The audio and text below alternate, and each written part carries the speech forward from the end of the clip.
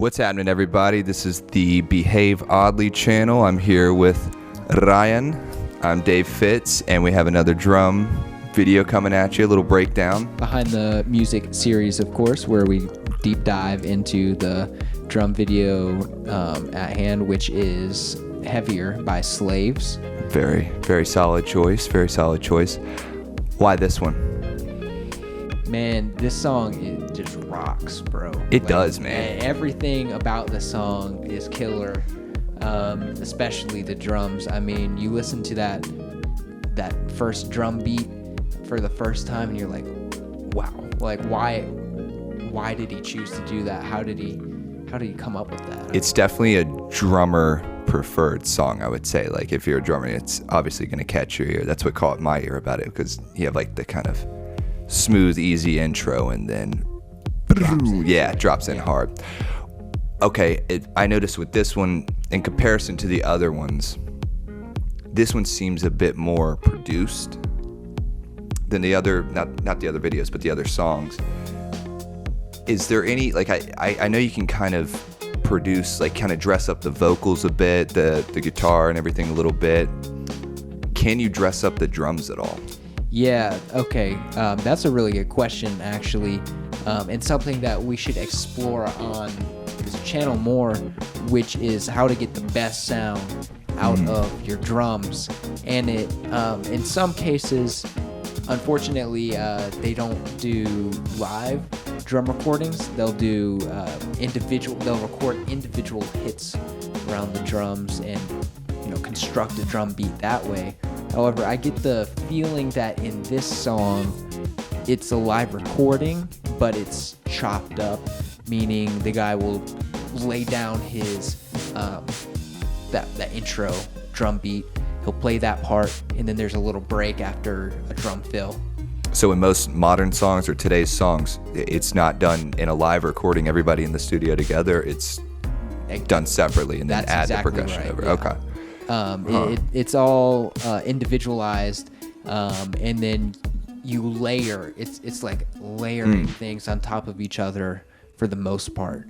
I mean, in my band, The Estates, we're making songs where I'm sending a drum track to Max, and he's never heard this before, and he'll go, "Oh, maybe I can work this in with it," and then he'll send it back to me. You just layer over it. Right, and then I'll go, "Oh, well, I think the song should go this way," and then I'll send him the next part, and then he'll make something. So yeah, but if you're a big band like this, obviously is. I mean, you remarked how produced this song is. It's got a very clean sound. Definitely.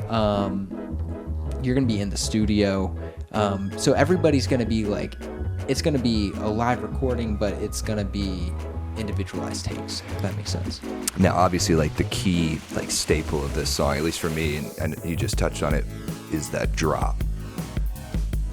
Do you think that, recently with, like, music revolving more around a drop with EDM and everything, that rock is kind of accommodating or kind of following that same pattern? Yeah, I can see that. Yeah, it's all about tropes of the time and going back to old molds for songs and experimenting and making it your own. And I can definitely see the comparisons between even, like, there is the electronic part to the beginning of the song. Like, it is directly influenced by EDM, and that's undeniable. Yeah. Yeah. So what would you say some of the difficult parts of the song, or what really caught your eye? Yeah. Everything on this song is pretty spectacular. The intro beat had me for a little while. Like, I couldn't figure out what was going on. So I took a couple days. I stopped listening to the song and came back to it, fresh ear, and it popped. I was like, all of it made sense. And you'll find that once you figure out where these triplets lie, this is the hard part that you're talking about. It's the intro beat. Once you figure out where the triplets on the hi-hat lie, a lot of the the small things that he does, the dynamic things that he does, the fills that he does on the hi-hat, they'll make sense. They'll fall together. So you really gotta nail down that first part. That's the most important part. So it's a bit, I guess it's become kind of a model for these interviews to ask kind of what a beginner would look for, how they could practice for this, which I'm sure you just touched on some of it, and then following that, someone advanced. So let's start with beginner. What would you practice to nail this song? In order to get this song down, you're gonna have to probably start by simplifying that beat, that intro beat. You're gonna have to slowly add in these little doubles that you're gonna be raising your left hand onto the hi-hat. If you're a beginner, you're gonna have to, I'd say, practice 16th notes on the hi-hat, because that'll get you used to having your left hand up here on the hi-hat, and you'll feel more comfortable. So definitely start with that if you're a beginner, and then it's going to require some double bass. So practice your double bass, practice your right and left individualized coordination. So those are some important things for sure. What about, let's say, advanced? Somebody who's been jamming for a while. Okay. An advanced drummer, y'all need to be really listening to the hi-hat on this one, because there's some really intricate things that he's throwing in there. Like, for example, there's one fill in the second verse where he's going up and down the snare and hi-hat, but right before that fill, there's a double on the hi-hat. So there's these very small things that are there, but you have to really listen for them. Other than that, I mean, you're gonna have to listen to the fills on the toms, make sure you're lining up with what he's doing, because you might be playing something that you think is going on, but it's not necessarily what he did on the recording. In comparison to the other songs you've done recently, difficulty-wise, this one, this one's up there. This one's pushing it. You're gonna be pushing your capabilities learning this one for sure. This one is gonna be, if we're gonna scale them out, this one's gonna be like an 8. Really?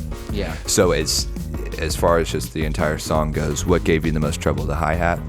Yeah, that intro beat took me a few days to figure out what was going on. Just by listening to it, and that's what gave me the most trouble.